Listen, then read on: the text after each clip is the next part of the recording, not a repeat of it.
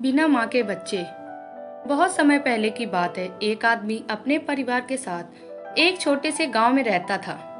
जब उसके बच्चे छोटे ही थे कि माँ की मृत्यु हो गई।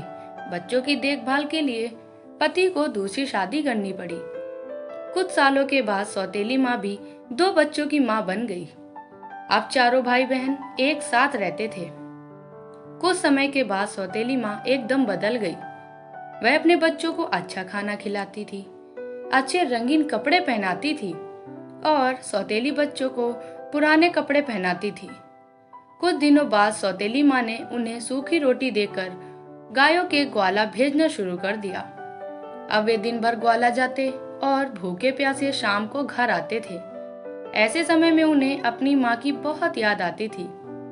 एक दिन दोनों बच्चों ने अपने हाथ की रोटी अपनी काली गाय को देते हुए कहा, माँ, तुम हम पर ऐसे ही दया करो जैसी हमारी माँ हम पर करती थी। इतना कहना था कि गाय के थनों से दूध निकल आया। दोनों बच्चों ने खुश होकर भरपेट दूध पिया। अब वे रोज हाथ की रोटी उसे देते और गाय उन्हें भरपेट दूध पिलाती थी। इससे वे खुश रहते थे और उन्हें ग्वाला जाना भी अच्छा लगने लगा।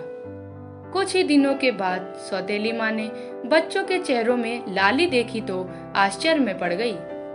उसे अपने बच्चों पर बड़ी दया आई कि वे तो दुबले पतले ही थे। दूसरे ही दिन उसने अपने बच्चों को भी सूखी रोटी देना शुरू कर दिया। 2-3 सप्ताह बाद उसने देखा कि बच्चे हट्टे कट्टे होने के बदले कुछ ज्यादा ही दुबले पतले दिखाई देने लगे थे। अब माँ थोड़ी उलझन में पड़ गई। उसने अपने एक बच्चे को इसका राज जानने के लिए भाइयों के साथ ग्वाला भेजा और कहा कि वह ध्यान दे कि भाई दिन में क्या खाते हैं। दूसरे दिन तीनों भाई गायों को लेकर जंगल की ओर चल पड़े।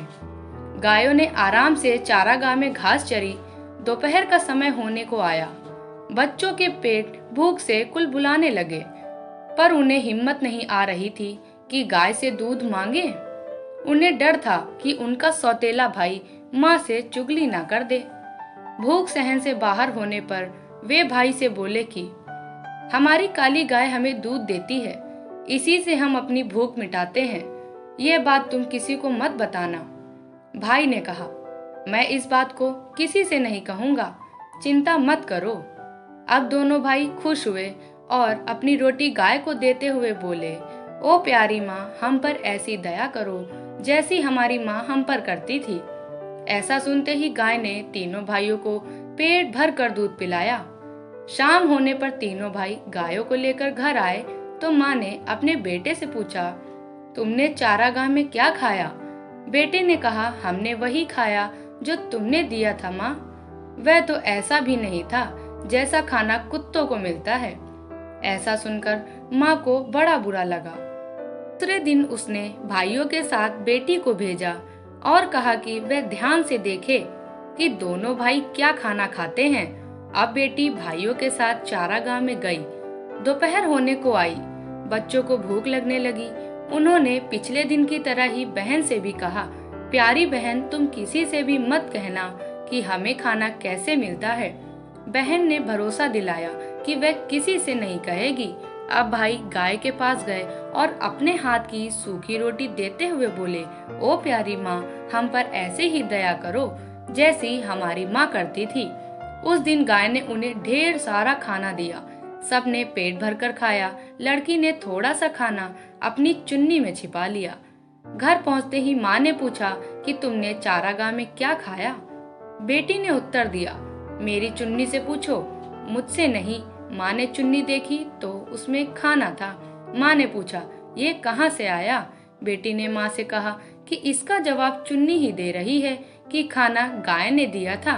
यह जानकर माँ को बड़ा गुस्सा आया कि सौतेले बच्चे चारागाह में मजे कर रहे हैं। उसने उनकी काली गाय को ही मारने की ठान ली।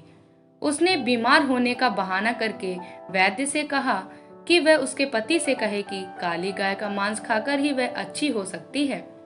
वैद्य ने ऐसा ही किया। उसके पति को कहा कि उनके घर की काली गाय को ही मारना होगा। बाप ने तुरंत ही बच्चों को समाचार भेजा कि माँ को बचाने के लिए उन्हें काली गाय को मारना होगा।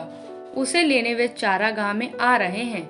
यह सुनकर दोनों बच्चे गाय के गले में हाथ डालकर रोने लगे।